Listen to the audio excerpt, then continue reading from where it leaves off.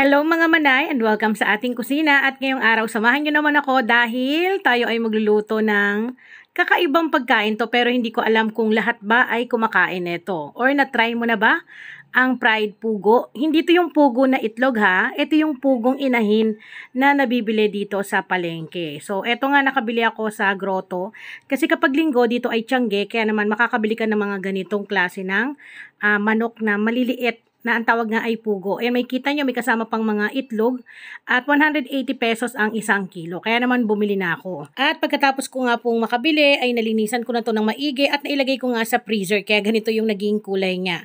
So ito kita niyo may mga itlog pa yan. Kaya naman ang gagawin natin dito ay papakuluan muna natin yan. Bali dito nagready ako ng bawang.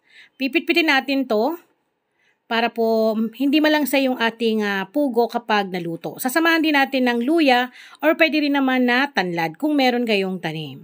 Pagkatapos ko makapag-ready, ilalagay na natin sa isang lagayan or isang lutuan yung ating pugo at ilalagay na natin yung ating napitpit na bawang at hiniwa na luya.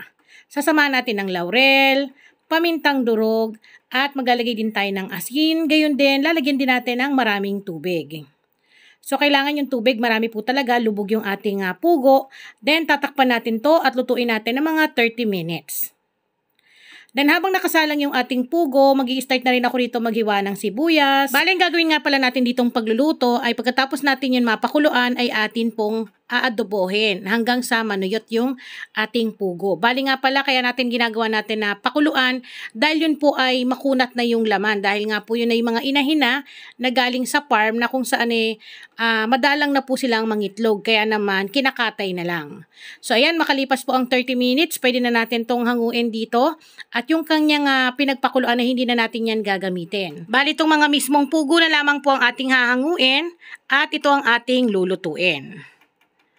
So pagkatapos ko matanggal, magsasalang tayo ng panibagong pan. So bali dito, hintayin lang muna natin na uminit yung ating kawali. Maglalagay tayo ng 2 tablespoon ng mantika. Igigisa natin ang bawang at sibuyas. Hindi na po ako naglagay ng luya kasi dun sa ating pagpapakulo ng ating pugo ay naglagay na tayo. Haluin natin ng maigi or igisa natin ng maigi sa katamtamang apoy hanggang sa lumabas ang aroma ng bawang at sibuyas. Makatapos nun ay ilagay na natin yung pugo na ating napakuluan. Titimplahan natin ng paminta. Then maglalagay din tayo ng laurel. At maglalagay tayo ng 2 tablespoon ng patis. Haluin po natin. Kailangan isang kutsa. Mas mainam po talaga na sinasangkut siya para hindi po malansa yung ating pugo na lulutuin. So pagkatapos natin masangkut siya, hayaan lang po natin yan ng mga ilang minuto. Then haluin po ulit natin. Sa mga hindi pa nakakapag-try nito, hindi po ito 1 day old na chicken. Ito po yung pugo, mga manay. Kung hindi mo pa natatry, napakasarap nito. Naglagay ako ng mga 3 tablespoon ng soy sauce and 3 tablespoon ng suka. At ang ipagsasabaw natin ay 350 ml na Sprite. So, yun po ang magpapalambot sa ating karne at hayaan natin ng ilang minuto. Pagkatapos ng ilang minuto, halu-haluin po natin. So, dito kailangan natin na makuha yung nagmamantika na itong ating pugo. Para po talagang masarap siya yung pagka-adobo niya. Takpan ulit. Then balikan.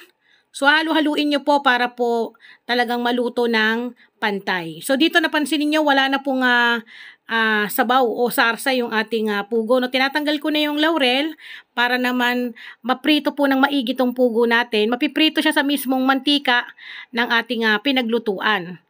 Ayan. Kasi naglalabas pa rin po ng mantika yung ating pugo. May nakikita po ako nito na mga nagbebenta na ang benta nila is 25 pesos ang isang piraso ng pugo na ganito na naprito na siya sa pagka-adobo.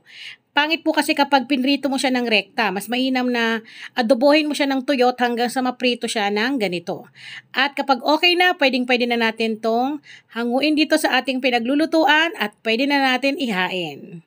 So ito na ang ating fried pugo.